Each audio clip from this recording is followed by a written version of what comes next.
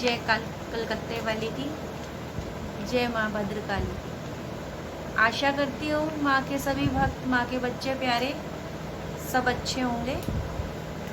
आज मैं आपको माँ काली के व्रत के बारे में बताना चाह रही हूँ। माँ काली के व्रत कैसे किए जाते हैं वो बताऊँगी, पर माँ काली और महाकाली दोनों एक ही हैं और माँ दुर्गा का प्रचंड रूप है। इसीलिए ये व्रत शनिवार, सप्तमी और अमावस को ही रखे जाते हैं। जो 7 का नियम बनाएगा वो 7वें नवरात्रे पे उद्यापन कर सकता है, 7वें व्रत पे उद्यापन कर सकता है, और 9 पे, 11 पे, जब भी आपका लास्ट व्रत हो आप उद्यापन कर सकते हैं।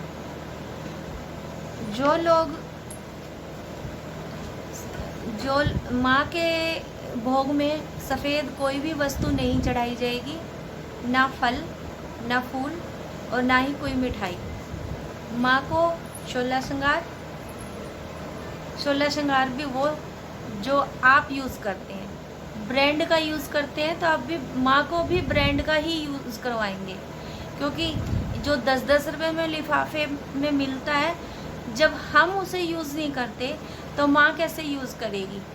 और एक और आने लगा है 40-50 रुपये का डब्बा, जिसमें ये कह के दे दिया जाता है कि ये खुला श्रृंगार है। तो मैं आपसे अनुरोध करूँगी कि आप वो भी ना लें, और जितना आपके से बन सकता है आप ब्रांड की चीज़ लें, चाहे कम लें, लेकिन ले सही। जो आप यूज़ करते हैं वही माँ को दें। माँ को एक लाल चुन्नी दें, और आप व्रत करेंगे शनिवार को, सप्तम को और अमावस को, तो आपने लाल कपड़े धारण करने हैं, एक कलश बिठाना है, कलश पर मोली या लाल चुन्नी देनी है, माता रानी को भी लाल चुन्नी देनी है, और चुन्नी भी पूरी बड़ी देनी है। जो हम ले सकते हैं, जो बड़ी लेते हैं, क्योंकि क्या हम छोटी चुन्नी कर लेंगे? नहीं ना। तो इसीलिए माँ को भी बड़ी चुन्नी दें। माँ के लिए भी भाव प्रेम वही रखें, जो हम अपने लिए चीज़ पसंद करते हैं वो ही चीज़ माँ के लिए भी पसंद कीजिए। ना कि माँ को 10 रुपये का कोई 16 श्रृंगार दे दिया, छोटी चुन्नी दे दी, ऐसा नहीं होता। माँ के व्रत के लिए आपको 16 श्रृंगार चढ़ाएं, लाल गुलाब फूल चढ़ाएं, बेसन के लड्डू चढ़ाएं, बूंदी दाने के लड्डू चढ़ाएं, पान चढ़ाएं, जो माँ को अति पसंद है, और दक्षिणा रखना ना भूलें। उसके लिए आपको,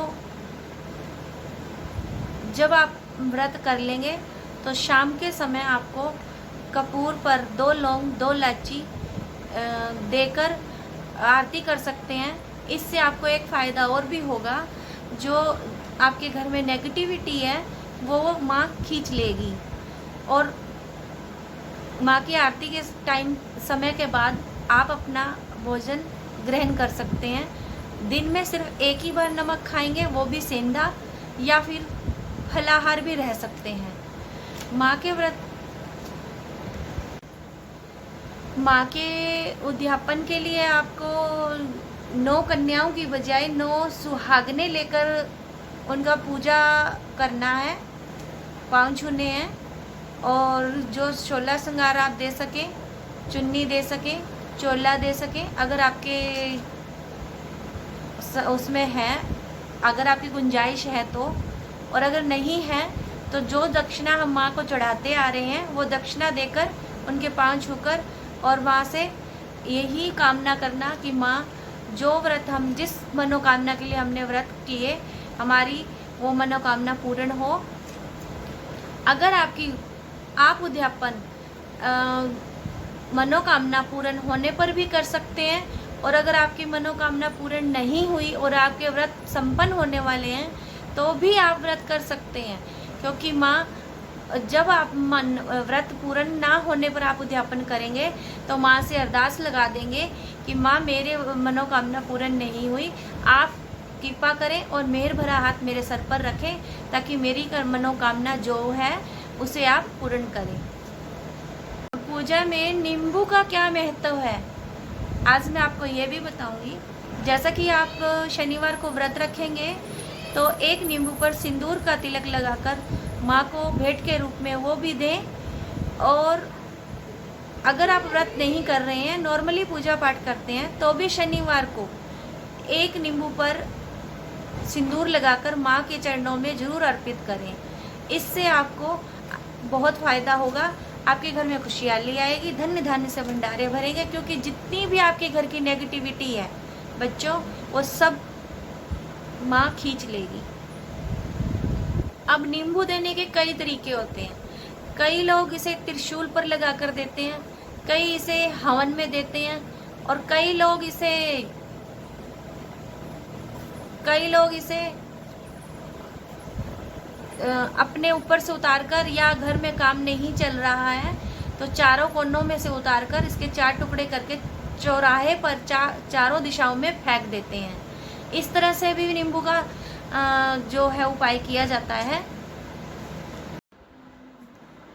प्यारे बच्चों, माँ के भक्तों, माँ के लाडलों, अब मैं चलती हूँ। अगली वीडियो आपको मैं अगले महीने की 11 तारीख को, जो कि गुप्त नवरात्रे आ रहे हैं, कई लोगों को पता है इसके बारे में और कईयों को नहीं पता, क्योंकि साल में 4 नवरात्रे आते हैं, जो कि कई लोग 2 नवरात्रों के बारे में ही जानते हैं।